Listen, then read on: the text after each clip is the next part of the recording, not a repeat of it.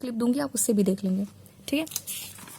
क्योंकि वीडियो इतनी लंबी हो रही है तो देखो 10 मिनट मुझे समझ में नहीं आ रहा। अगर मैं आपकी लेती हूँ जीमीट की क्लास लेती हूँ तो ये मुश्किल हो जाएगा। तो एक काम करते हैं बेटा, एक काम करते हैं, आज आप लोग आराम से वीडियो देखेंगे और सैटरडे को मैं आपकी जीमीट की क्लास रख लूँगी जिसमें आपका इसका डिस्कशन भी हो जाएगा, प्लस आपके आर एनवायरमेंट चैप्टर जो मैं नया स्टार्ट करूँगी वो भी हो जाएगा। इसको पहले आराम से देख लो।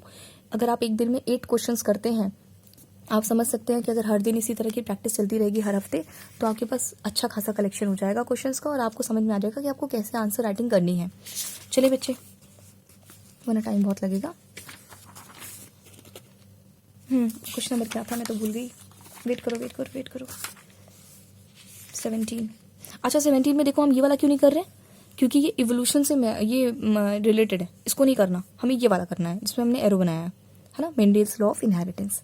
ओके, कोई मेरा दिमाग नहीं खाएगा ये वाला पूछ पूछ के कि मैम ये वाला करें नहीं करें, मैंने सब मार्क कर दिया हुआ है, ठीक है। क्यों नहीं करना है ये बात भी आपको पता है। क्वेश्चन है 17 का, आ गया 17, ये रहा देखो। हाँ, मेंडल्स ने 3 लॉ दिए थे मोटा मोटा, अगर आपको याद हो, law of dominance, law of segregation और थर्ड वन होता है लॉ ऑफ इंडिपेंडेंट असॉर्टमेंट। ये मैं आपको सीधा करके दिखा दूंगी और नहीं आएगा तो आपको इमेज में दिखेगा। मोटा मोटा मैं आपको बताती हूँ। डोमिनेंट में क्या है, अगर आपका होमोजाइगस क्यों लिखा हुआ है, when two homozygous individual with one or, रुको बेटा रुको, when two homozygous individual with one or more set of contrasting characters. सुनो मेरी बात सुनो, देखो कह रहा है कि अगर किसी इंडिविजुअल में आपको हेट्रोजाइगस आपके कैरेक्टर्स मिले या आपके ट्रेड्स मिले, जैसे कैपिटल टी और स्मॉल टी, ये हेट्रोजाइगस है कंडीशन।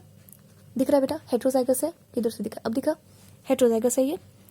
जब भी आपको ऐसी हेट्रोजाइगस कंडीशन दिखाई देगी, ये होमोजाइगस इंडिविजुअल बोला है ना, इस पे ध्यान मत दो, इससे कंफ्यूज नहीं करेंगे। ये देखो हेट्रोजाइगस कंडीशन है आपके जीन की, है ना, या आपके ट्रेट की। तो क्या कह रहा है कि अगर आपके पास इस तरह का, आपके पास हेट्रोजाइगस, आपकी क्या बोल रही हूँ बेटा, सुनो, हेट्रोजाइगस आपके पास एलील है ना, हेट्रोजाइगस एलील है ये, अब पूरा लिख दिया, ठीक है। हेट्रोजाइगस एलील है अगर ये, तो इसमें हमेशा ऐसा होता है, देखो क्यों ये इस पर लागू होता है, क्यों ये इस पर और ये इस पर लागू क्यों नहीं होता, क्योंकि इसमें दोनों ही डोमिनेंट है, इसमें दोनों ही रिसेसिव है।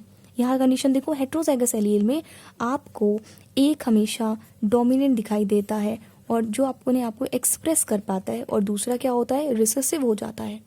जैसा ही एक डोमिनेंट आता है वैसे ही दूसरा एक रिसेसिव हो जाता है। ऐसी कंडीशन सिर्फ आपको हेट्रोजाइगस एलील में मिलती है। लॉ ऑफ डोमिनेंस यही कहता है, ठीक है, कि जब भी आपके, देखो यहाँ का मटेरियल मुझे थोड़ा उतना सही नहीं लग रहा, रुको, when two homozygous individual with one or more set of contrasting characters are cross the cap, देखो ये ना और उसकी बात कर रहा है, आगे की बात कर रहा है, ठीक है। ये उससे पहले इसको ये डिस्कस करना चाहिए था, तो यहाँ पर आप चाहो तो इसको छोड़ सकते हो और जो मैंने आपको लिखवाया है नोट्स में वो आप इसको डाल सकते हो, ठीक है। मैं यहाँ से बहुत ज़्यादा सेटिस्फाइड नहीं हूँ, ये मैं आपको वीडियो में बता रही हूँ, ध्यान से सुन लो, ठीक है। ये पॉइंट इनको इसके एक्सप्लेनेशन के बाद डालना चाहिए था, बट ठीक है, यहाँ से सुनो, अपने वर्ड्स में लिख लेना या मुझे बता देना, ये मैंने वीडियो में बताया हुआ है तो आप वहाँ से भी कॉपी कर सकते हो। जब भी हेट्रोजाइगस कंडीशन होगी उसमें हमेशा एक आपका डोमिनेंट होगा, एक आपका रिसेसिव हो जाएगा। इसी पूरे थ्योरी को हम लॉ ऑफ डोमिनेंस कहते हैं।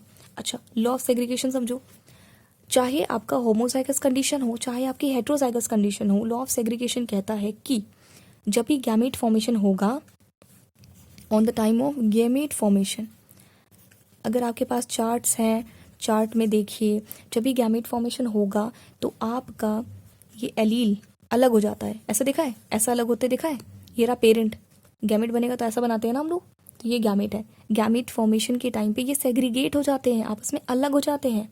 कितना भी एलील हमेशा साथ रहता है लेकिन गैमेट फॉर्मेशन में अलग हो जाता है। अंडरस्टूड, यहाँ तक क्लियर है। हाँ, ये लास्ट वन है इंडिपेंडेंट असॉर्टमेंट। देखो बेटा, इसमें क्या होता है, कोई भी आपका एलील किसी दूसरे एलील पर डिपेंड नहीं होता, इंडिपेंडेंटली जाता है। मैंने आपको एग्जांपल दिया था कि एक मदर ले लीजिए, कोई फीमेल ले लेते हैं, यहाँ पे लिखे, ये आपकी फीमेल दिख रहा है। फीमेल के अगर लॉन्ग और ब्लैक हेयर्स हैं, समझे, मेल में शॉर्ट और ब्राउन हेयर्स हैं, तो जब भी इसकी जीन आपके बच्चों में जाएगी, ट्रांसफ़र होगी इनके बच्चों में, तो क्या हो सकता है, ऐसा नहीं हो सकता कि अगर ब्लैक कलर का जीन, हेयर का ब्लैक कलर का जीन चला गया है बच्चे में, तो उसके साथ ये मैंडेटरी नहीं है कि लॉन्ग वाला भी जाए, है ना। ब्लैक के साथ आपका शॉर्ट भी जा सकता है, लॉन्ग के साथ ब्राउन भी जा सकता है, इवन ब्लैक के साथ लॉन्ग भी जा सकता है, शॉर्ट के साथ ब्राउन भी जा सकता है, सारी कंडीशन है ना। इस वजह से इसको कहते हैं इंडिपेंडेंट असॉर्टमेंट, ठीक है, क्योंकि इसमें जो जीन होता है या कह लें आपकी एलील होती है वो इंडिपेंडेंट होती है इन द ट्रांसफर ऑफ, और one character is independent of another one. एक कैरेक्टर दूसरे पर डिपेंडेंट नहीं है, वो इंडिपेंडेंट है।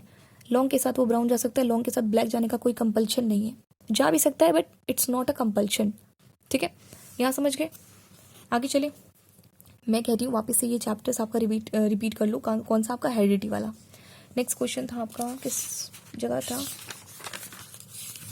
23-24 चेक करने दो मुझे, 23 एंड 24। देखो बेटा ये वाला चार्ट याद आ रहा है, ये वाला चार्ट है ना। आपके पास ग्लूकोज होगा, एक सबस्ट्रेट आपको लेना पड़ेगा, है ना, कोई कंपाउंड लेना पड़ेगा, कार्बन सोर्स, जिसको आप क्या करेंगे, ब्रेक डाउन करेंगे तो आपको एनर्जी मिलेगी। उसकी ब्रेकडाउन को हम ग्लाइकोलिसिस कहते हैं, पता होना चाहिए, साइटोसोल में चलता है, नहीं लिखा तो कोई इशू नहीं। इसके आगे का प्रोसेस सारा ये है, जब भी आप ग्लूकोज को तोड़ेंगे सबसे पहले आपको पायरुवेट ही मिलेगा, इसके आगे इसका कुछ भी करिए आप, ठीक है। अगर आप इसे एब्सेंस, मतलब ऑक्सीजन की एब्सेंस में काम कराते हैं, जो कि बहुत अच्छा एग्जाम्पल आपके ईस्ट में ऐसा होता है कि उसकी रेस्पिरेशन आपके विदाउट ऑक्सीजन होती है, तो वो क्या बनाता है, वो आपकी बना लेता है ethanol is a kind of alcohol, है ना। उसके बाद CO2 बनाता है और आपको 2 ATP दे देता है, ठीक है। क्या बनाएगा, ईस्ट ने एल्कोहल बनाया, या आप ऐसा कह लो कि ईस्ट के लोग एल्कोहल लेते हैं, ऐसे तो सारे लोग लेते हैं, ठीक है। ऐसे माइंड में रख सकते हो कि ईस्ट के लोग एल्कोहल लेते हैं और क्या रिलीज करेंगे, CO2, 2 ATP, ज़्यादा नहीं, लेकिन मेन बात एक्चुअली ये है, CO2 लगा देना यहाँ पर, क्योंकि CO2 बाई प्रोडक्ट यहाँ पे दोनों जगह है ना। यहाँ पे नहीं रहता, यहाँ पे क्योंकि लैक्टिक एसिड बाई प्रोडक्ट हो जाता है, लेकिन बाकी के 2 जगह आपको यही मिलेगा।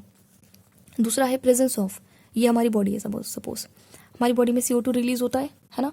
सांस लेते हैं O2, छोड़ते क्या है, CO2, तो देखो वेस्ट है, यहाँ पर भी वेस्ट है, यहाँ पर भी वेस्ट है। H2O, वाटर, थोड़ा कंटेंट वाटर का भी जाता है, ठीक है। और ATP, हमारे पास सबसे ज़्यादा ATP रहता है ना, ये हमारी बॉडी में हो रहा है, और ये फंक्शन का हो रहा है, माइटोकॉन्ड्रिया में हो रहा है। आगे चले, पायरुवेट, अगर इसके आगे हम फर्दर ब्रेकडाउन करते हैं तो यहाँ पर भी हमें ऑक्सीजन नहीं देनी होती है।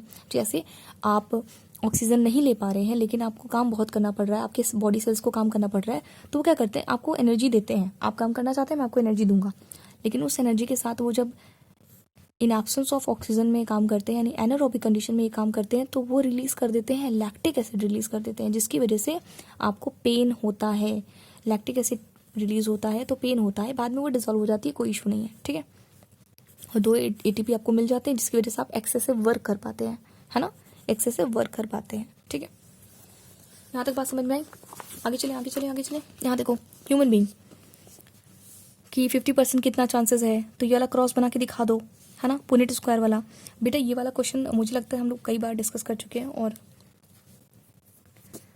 चलो कर लेते हैं, एक बार और कर लेते हैं। अब नेक्स्ट टाइम आएगा तो नहीं करेंगे, हाँ, क्योंकि सेक्स डिटर्मिनेशन वाले टॉपिक पे ये मैंने कई बार कराया है। तो कह रहा है कि फीमेल के पास, देखो क्या कह रहा है, ये रहा फादर, ये पेरेंट है, ये पेरेंट बॉडी है, ये पेरेंट है। देखो जो चीज़ यहाँ बना